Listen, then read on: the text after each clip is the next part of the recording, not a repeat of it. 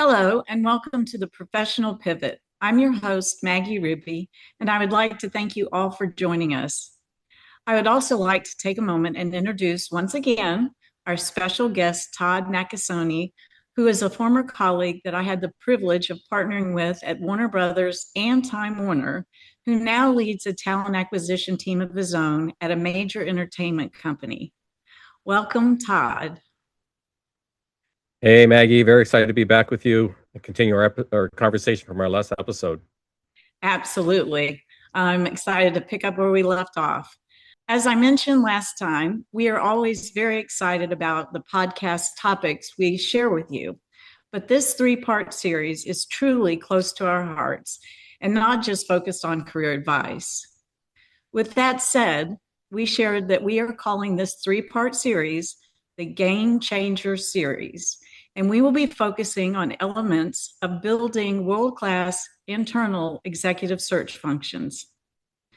Todd and I worked side by side as we created and pioneered one of the first in-house search models at Warner Brothers and Time Warner. And I believe our shared history will lend to a conversation that will allow us the opportunity to share insights, experiences, and dissect elements of successful internal search models, addressing topics and questions we feel many internal teams and companies might have. As a reminder, this audience for this series is very, very broad, from heads of talent acquisition to CHROs, HR executives, CFOs, COOs, and to CEOs, as this internal strategy not only impacts a company's most valuable asset, its talent, but it has a direct financial impact on a company's bottom line.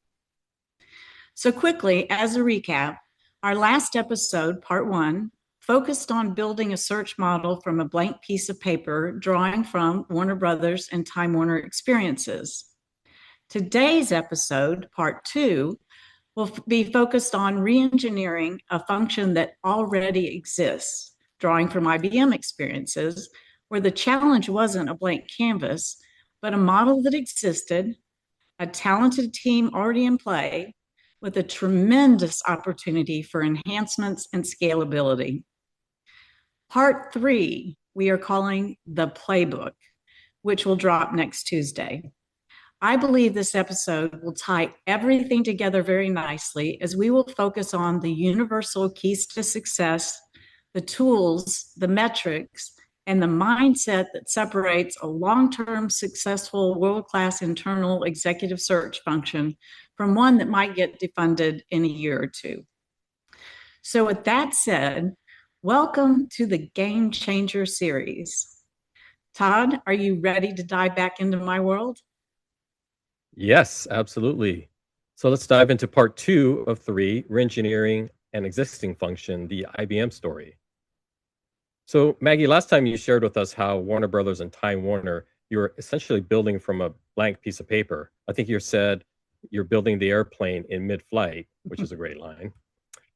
But after your Time Warner experience, you were given an opportunity at IBM to focus in on their in-house executive search function, where the challenge wasn't a blank canvas. It was a model that existed, a team already in place, and heavy external search firm usage. All very exciting to focus on, especially since it was a tremendous opportunity for enhancements and scalability. So would it be fair to say the opportunity was a complete redesign? I think that would be an accurate way to describe the opportunity. I think redesign, re-engineering, restructuring, all accurate. And it's interesting in that building a model from a blank piece of paper can have its challenges, but redefining a function can bring a complexity, different and more complex set of challenges than you could even imagine. And I do believe there is a huge difference between building a function and re-engineering one. Yeah. So my first question is, what was a dramatic difference from your Time Warner experience and your opportunity at IBM? I think you mentioned earlier that at Time Warner I felt like I was building the airplane while in flight. And I and I think that's very, very accurate.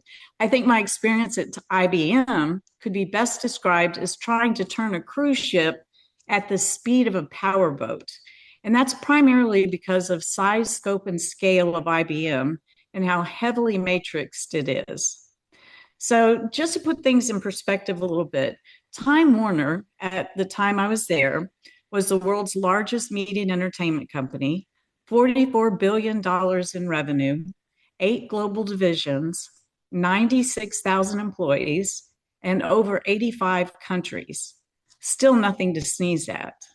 When I was at IBM, however, it was an $80 billion company with 14 global business units in 11 industries, 400,000 employees in over 170 plus countries with a heavily matrix global structure. So, completely different size, scope, and scale and complexity. I did use many of the skills I incorporated from Time Warner, but the interesting and most important new element that was happened at IBM that I realized when I was putting this together was that I needed to do things in a completely different sequence than I did at Time Warner. So Time Warner blank piece of paper and then IBM reengineering.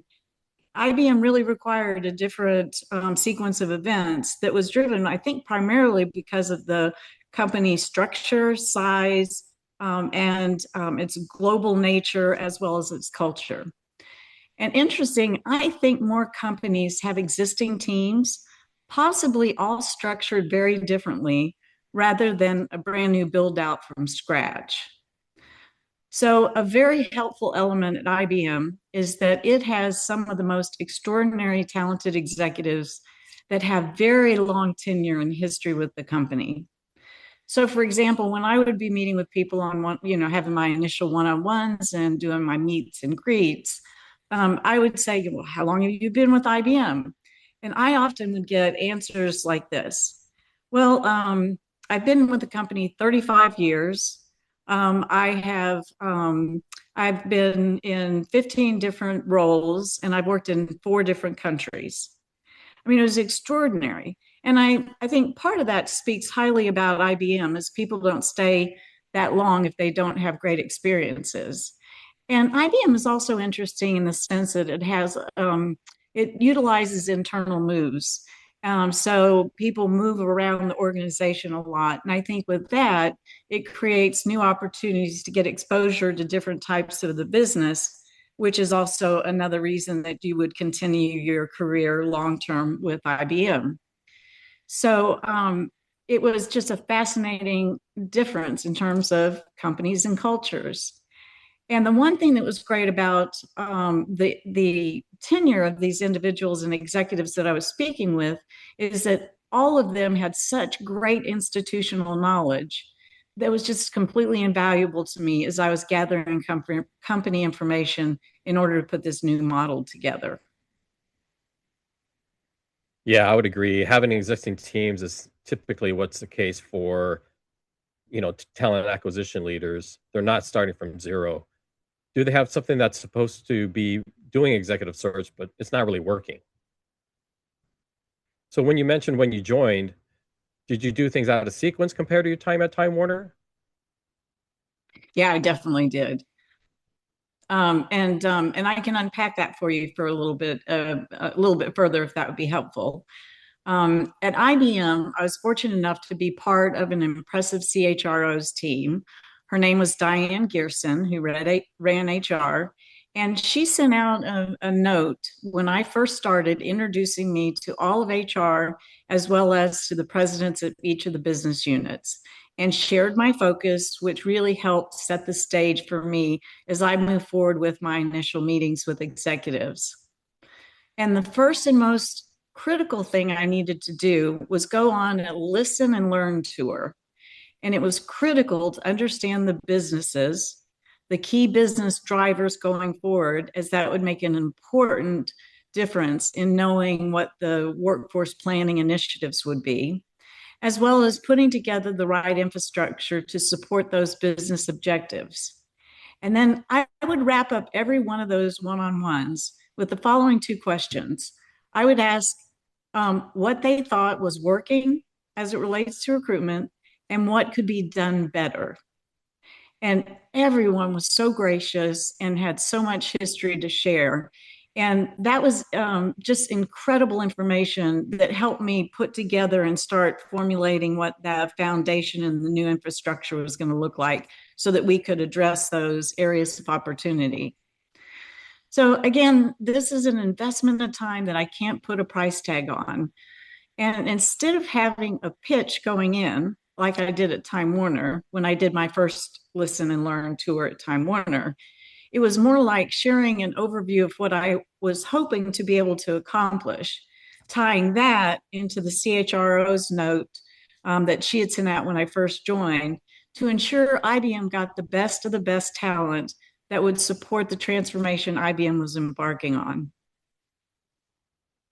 So once you met with all the executives, I'm assuming your next step would to fully understand the existing recruiting team and their structure in order to make any diagnoses or recommendations.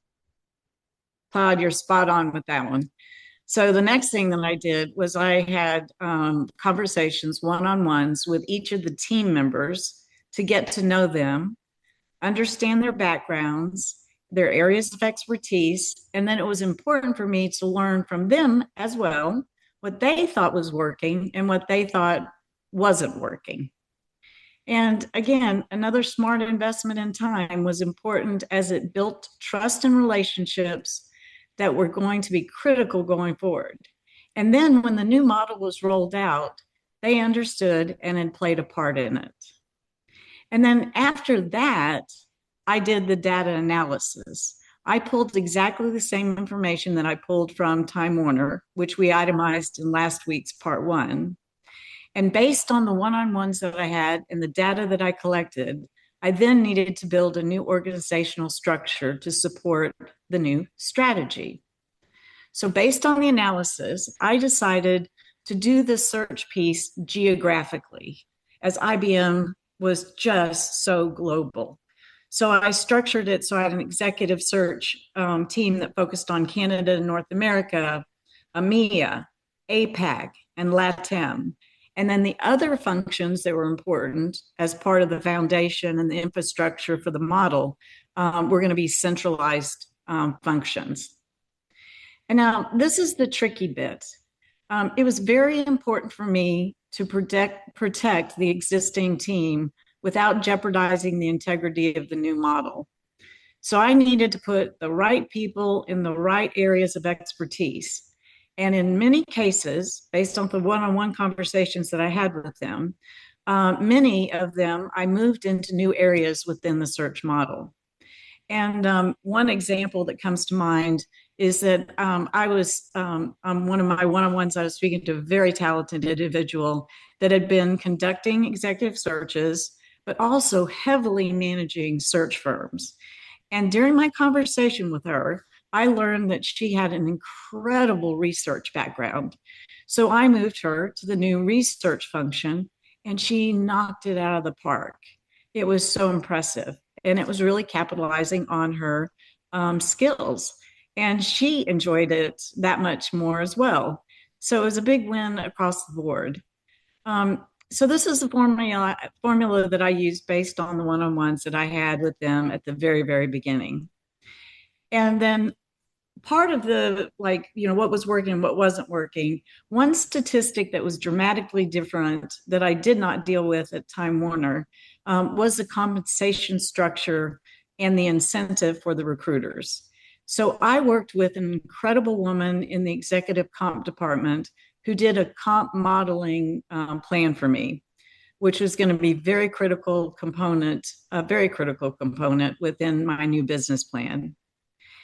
And once I had my proposed business plan in place and had done all of my homework, it was then time to get the buy-in from the key stakeholders.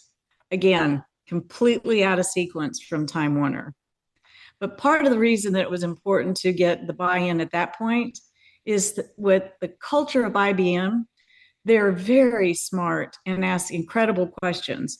So if you didn't have all of the answers and have done the homework first, you could get tied up and not have an opportunity to really present the proper business plan that is what you ideally wanted to be able to get the buy-in and move forward with. Yeah, that was a very different sequence of events and departure from what you did at Time Warner. So, who were the people that were important to get buy-in from, and what were the key elements of your proposed business case? So the critical people to get buy-in from were very similar to my Time Warner experience. So the CHRO, HR executives, and the presidents of the business units. CFOs, always important because that's the financial impact element. And very importantly at IBM, the legal department was critical. And then as far as the new business plan, the first thing I wanted to do was to do a rebrand of the department. And as you know, I'm a big believer that recruitment methodology is very different than executive search methodology. So we rebranded our team as the Global Executive Search Practice. And in IBM, everything has an acronym. So we were GESP. Funny enough, we actually were kind of that at Time Warner. We did Worldwide Recruitment and Executive Search, and we were the acronym WWR. So I think acronyms might run in my blood as well. But we were the Global Executive Search Practice and completely took the word recruitment out of the title. And I think what was important about that is it helps give a fresh, transparent reset. And it's hard not to view the new department like the previous setup because it seems very, very different. And also by highlighting the new services, it establishes a completely different level of credibility. And one thing I think that's really important to keep in mind is if we're going to compete with external search firms and play in the big league, then we need to be perceived as such. And we even changed some of our vocabulary from, for example, intake meetings, which in my opinion sounds like we're just order takers, to search strategy meetings. And we even created a template so we were able to collect the same information, same critical information for each of the searches that we were conducting. Yeah, that definitely makes sense. What else did you include in your new strategy, and what is important to be aware of in terms of credibility in creating a new global in-house search firm? Well, regarding the new strategy, I think it was important to have three things in the forefront. The first is you want to make the reset transparent, and by communicating what you have heard and what you have designed as a result, helps with building stronger relationships and credibility with ultimately who your future clients are going to be. And the second piece is to have the CHRO and your key advocates help support and promote the new changes in the department and the model as appropriate. And when they're having conversations, when they can bring that up and emphasize that, that is very powerful. And then the third thing was I was like, have a big win out of the gate. You can like call it your flagship search, so to speak. And ideally pick a highly visible, high priority search, but be very careful when you're choosing which search you pick, because that search, you need to have a win. And that win is going to become part of your new team's new story to leverage and market. And then in terms of answering your question regarding earning credibility and creating a new global in-house search firm, some of the things we did that helped transform the function from a service provider to a strategic partner were things like we collectively created a team mission statement. So we were all pointing in the same direction. We were focused on the same North Star. And we could also use that in part of our conversations and marketing with our hiring managers. When we structured and streamlined the search model, we wound up focusing based on all the data and information that we had gathered, structured and streamlined the search model on 4 functional areas. And those areas wound up to be executive search, which was a global alignment, which I had already outlined. And I think that that's the bread and butter of having an in-house model. But the other key elements that are also critical, and all search firms have these elements, is a research and market intel function. And that was a brand new element that we were adding to our new model. And that research and market intel function was going to be a center of excellence. And then we created a search operations department, and that was also new. And again, a center of excellence. And then we really focused, we also owned onboarding at that point as well. So we enhanced a structured white glove executive onboarding program, if you will. And that was also a center of excellence. So I know a lot of this seems straightforward, but with this streamlined structure, every hiring manager knew who their point person was. And I think that's important because the repeat business is critical, and that's how you build the trust and the credibility and the relationships over the course of time. And because you're having the same conversations with the same person, you also have an opportunity to grab a cup of coffee and say, how's your business going? Where's your business today? Where are you taking it? What are key drivers that you're looking to accomplish this year? Because listening to those elements, you can pick up on pieces that you can then anticipate potential future searches that you might work on to support those key business drivers. And then you could take that back to the research department and start building that out, whether you used it immediately or down the road. It was an investment to, number one, start building your research database, but then it helped you really leverage and jumpstart searches, and which obviously always reaches the ramp up time is also a big piece that impacts time to fill. And it allows you to anticipate things. And anticipation is one of my favorite words. So now, once established the new function with the new offerings, how did you communicate the benefits of the new team? So what we did is we created a menu of services. And things on the menu of services were items like superior executive search deliverables was our commitment, proactive candidate introductions. And that was a brand new one for IBM, as most of the time it was directly tied to a search. So to introduce top tier diverse talent prior to positions being open was a huge networking advantage for our hiring managers. And it also brought the outside conversation in, so that our IBM executives were also learning interesting market intel and things that were dynamics that were taking place in the marketplace all together. So that was a really big, exciting kind of new addition to this model. We also provided external benchmarking. And again, that's kind of like mapping the market and candidate market, candidate intel. And then we did proactive pipeline development. So again, that was anticipating the business, but it helped us jump into searches that much quicker. And oftentimes too, when you would go, if you had already developed some pipelines, when you went to your kickoff meeting or your search strategy meeting, then you could even have a few names that you could bring up at the beginning of it, that you could say, well, do you know this person? How about this? This is their background. Would that be in alignment with what you're thinking? So it was a good litmus test as well. And then we made a commitment that we were always going to present 100% diverse slates. And then after all of that, the menu of services was established and we had a chance to share. Then came the roadshow. And that was really targeted towards hiring managers. And that's where the real pitch came in. So oftentimes, and this was a global road show. We went to every section of the world. We did a big European, UK European search. We did LATAM. We also did a big Asia Pacific kind of meet and greets.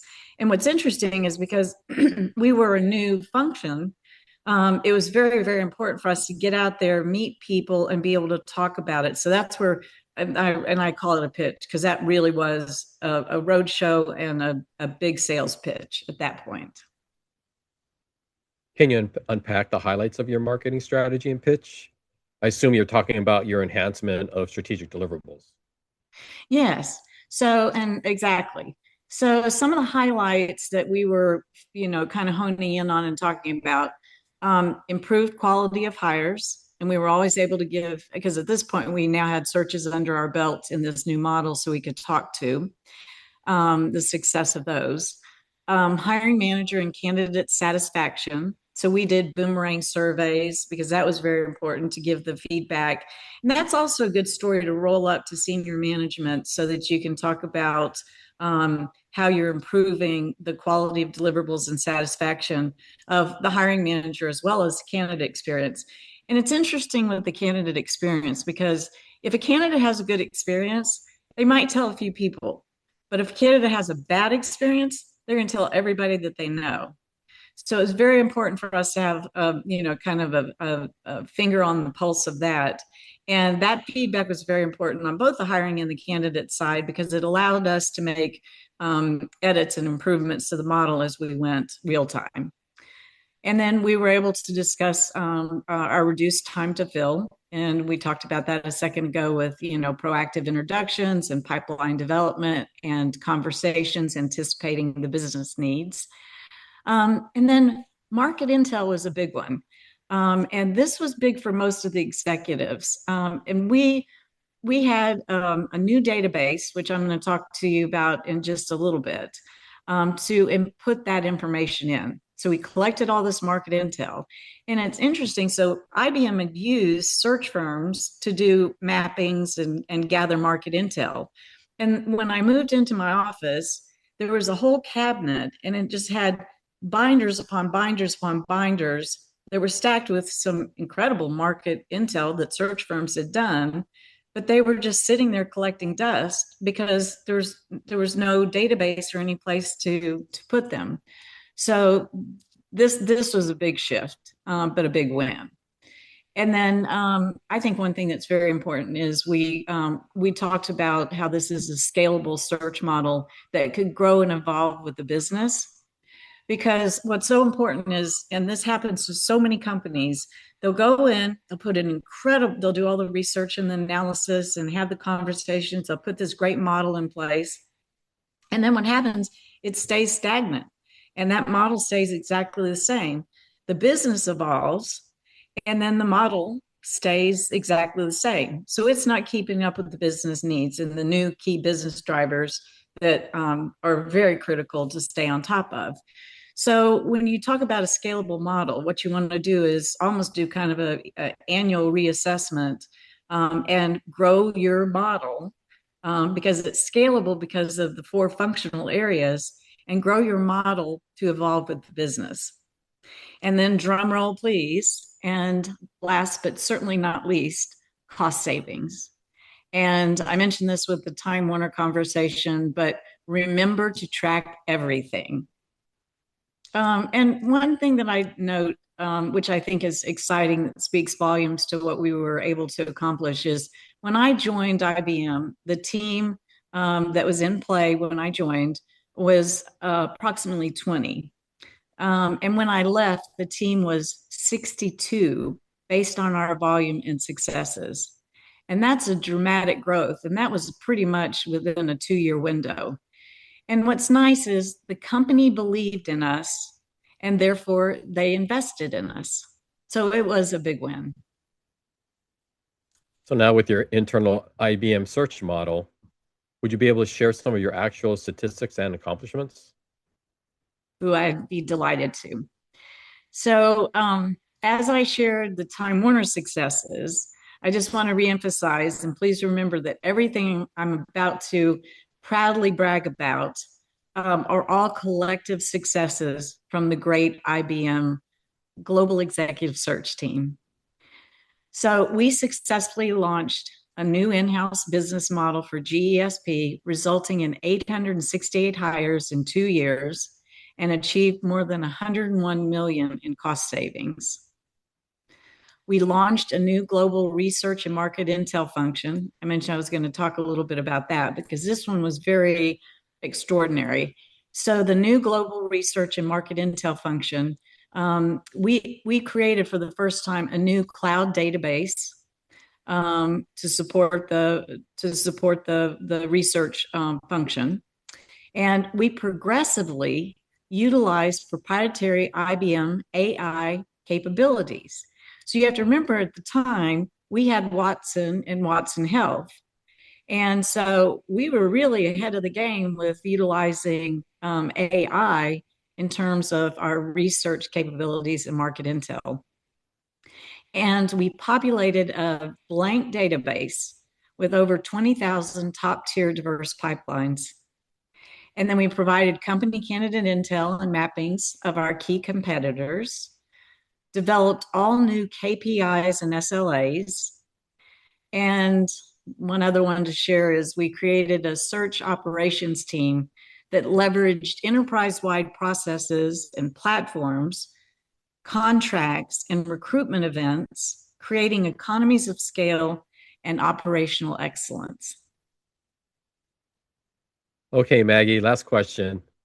Whether someone is building or re-engineering, what's the single most important mindset shift they need to make before any of this will all work? So I think I would recommend stop thinking of the department as a recruiting function and start thinking of it as an intelligence function. And the best internal executive search teams are not just filling jobs. They are shifting from a reactionary to a proactive stance, mapping markets, tracking talent, advising leadership, and shaping the future of the company's bench. And the moment you and your HR partners and the CHRO, key stakeholders, experience those elements, everything changes. The budget conversations change, the team conversations change, and the credibility conversations, just all of it. And I think one thing that's important, this is what I call a game changer and a huge competitive advantage for a company. And so to wrap things up, I'm excited for next week's episode as we will interlock everything we've been talking about, part one, in today's episode. And for our listeners, please join us for part three of our game changing series, which we are calling The Playbook. And I believe this episode will tie everything together from part one and part two, whether you're building a model from scratch, re-engineering an existing one, or even just trying to take an outstanding team and set new industry standards with that team. So the focus will be on universal keys to success that create a long-term, world-class internal executive search function. Okay, so here are little teasers and some highlights that we will cover in next week's part three. How to build a customized infrastructure that supports and ties strategically to your business goals and objectives. The data pulled almost builds itself. So it's important, please remember that one size does not fit all, and most internal search models will likely look different and be structured differently based on the company. There will be, however, a few common elements, which we will talk about next time. We'll talk about specific tools, systems, and processes to maximize the function, critical metrics, KPIs, and SLAs that matter and help you tell your story. Remember, track everything. And one of my favorite things to say, let the numbers tell a story. Talk about key relationships that are important to build inside and outside of the company, and much more. With all of this, you will be creating your own playbook. So I hope this episode and examples were helpful in terms of designing and building your business within a business. essentially your in-house search firm from a redesign perspective. Please don't miss part 3. And Todd, thank you very, very much. And I hope everyone has a terrific rest of your day. And please remember to like, follow, and subscribe. Until next time.